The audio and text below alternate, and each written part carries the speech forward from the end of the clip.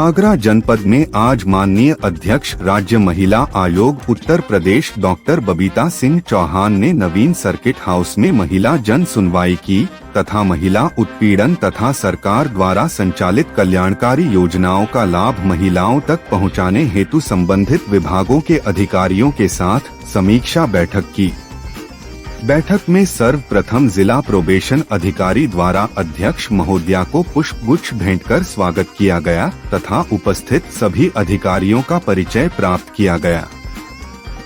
तत्पश्चात अध्यक्ष महोदया द्वारा विगत समीक्षा बैठक तथा जनसुनवाई में आए प्रकरणों पर की गई कार्यवाही व अनुपालन आख्या को तलब किया, जिसमें बताया गया कि विगत जनसुनवाई में 40 प्रकरण संबंधित विभागों में निस्तारण हेतु प्रेषित किए गए थे, जिसका पुलिस विभाग सहित विभिन्न विभागों द्वारा 100% निस्तारण व कार्यवाही कर न्याय प्रदान किया गया है।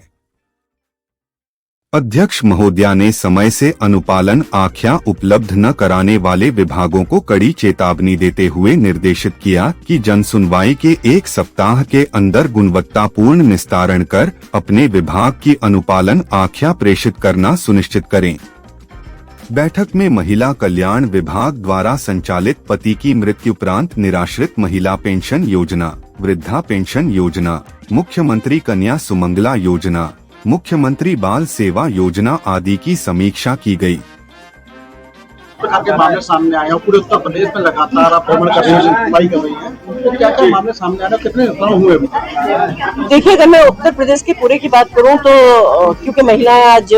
सभी जगह से हैं और उत्तर प्रदेश बहुत बड़ा है। एक्चुअली सारे कोनों में अगर जाऊं तो मैं भिन्न भिन्न तरह की परेशानियां हैं सबको और बड़े तरह तरह की वहाँ प्रॉब्लम है। लेकिन अगर जैसे मैं आज आगरा में कर रही हूँ तो आज आगरा में घरेलू हिंसा से संबंधित बहुत मामले यहाँ आए हैं और जिनको आप देख रहे हैं तो कुछ अभी आ गए हैं, कुछ अभी बाहर खड़े हुए हैं। पर मैं कह सकती हूँ आपको कि जितनी महिलाएं मेरे पास आती हैं या जितने आयोग के द्वारा सुनवाई होती है उसका सबका निस्तारण होता है। और मैं ये भी कह सकती हूँ कि अगर प्रशासन की भी बात की जाए तो अगर आयोग से कोई भी फोन जाता है या किसी के खिलाफ कोई कंप्लेंट होती है, कुछ भी होती है, तो उसमें तुरंत कार्रवाई होती है, राहत देने का काम करते हैं। ऐप की बात की आपने कि मुस्लिम महिलाएं सीधे तौर पर नहीं आ पाती, एक ऐप उनके लिए तैयार आप करेंगे तो उस ऐप पर शिकायत कर सकती है, क्या है पूरा? जी बिल्कुल। एक्चुअली जो महिलाएं मुस्लिम मेरे पास आती हैं उनकी एक शिकायत रहती है कि उनको घर से निकलना नहीं दिया जाता, क्योंकि कई बार होता है कि हम परिवार परामर्श केंद्र में बुलाते हैं या महिला चुपचाप आ गई, हम कहेंगे कि हम दोनों को बुला लेंगे, तो कहते हैं मैडम हम एक बार आ गए, दोबारा तो हम आ ही नहीं सकते।